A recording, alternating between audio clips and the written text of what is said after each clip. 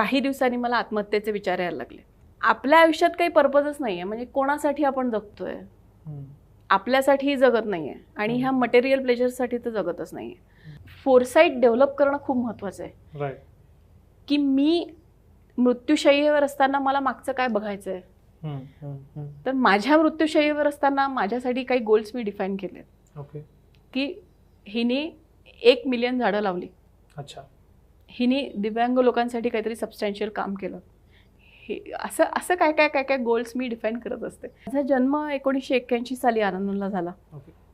जन्मतः मी थोडीशी माझ्यात मी म्हणेन माझे पाय वाकडे होते, त्याच्यामुळे मी दिव्यांग होते. पण मग ते हळूहळू करेक्ट झाले. शाळा बरोबर याची मुद्दाम आईवडिलांनी मला अगदी अशा शाळेत टाकलं की जिथे गरिबांच्या मुलांशी संपर्क येईल, सो दॅट आमची रूट्स लोकल कम्युनिटीसोबत स्ट्रॉंग राहतील.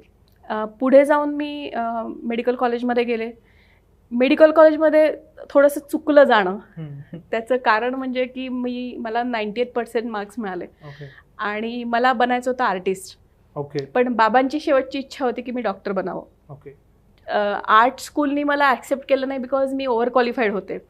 तर मेडिकलची एकच विंडो ओपन होती जिथे मला ॲडमिशन मिळाली. काय होतं की मेडिकल प्रोफेशनमध्ये पूर्ण तुम्हाला व्यक्तीकडे ऑब्जेक्ट म्हणून बघायचं शिकवलं जातं. तुम्ही सब्जेक्ट म्हणून बघू शकत नाही, तुम्ही त्या व्यक्तीला इमोशन्स अटॅच करू शकत नाही. बऱ्याच लोकांशी बोलले आणि असं लक्षात आलं की माझ्या वडिलांच्या अंडरच जर मी काही वर्ष काम केलं तर कदाचित आयुष्याचा पर्पज मिळेल. तर तो पर्पज फाइंड आउट करण्यासाठी मी आनंदवनात जॉईन झाले. फॉर्च्युनेटली जोडीदार मला असा मिळाला की जो मला आनंदवनात राहून काम करायला तयार झाला, गौतम सारखा. त्यामुळे आयुष्य सुरळीत झालं आणि आज छान काम होतंय असं मला वाटतं. तेव्हा गौतम कॉर्पोरेटमध्ये काम करत होता. तो श्रीलंकेला होता तेव्हा. तर आम्ही श्रीलंकेला गेलो. 7 star resort, beach resort, swimming pool, खायला सगळं मोठे मोठे TV आणि व्हिडिओज सगळं अंडर वन रूफ. 8 दिवस झाले, 10 दिवस झाले. 15व्या दिवशी मला अस्वस्थ वाटायला लागलं आणि काही दिवसांनी मला आत्महत्येचे विचार यायला लागले. मला कळेना हे काय होतंय आणि नंतर असं लक्षात आलं की ही सगळी सुख पायाशी लोळण घेत असताना आपल्या आयुष्यात काही पर्पजच नाहीये, म्हणजे कोणासाठी आपण जगतोय, आपल्यासाठी जगत नाहीये आणि ह्या मटेरियल प्लेजरसाठी तर जगतच नाहीये.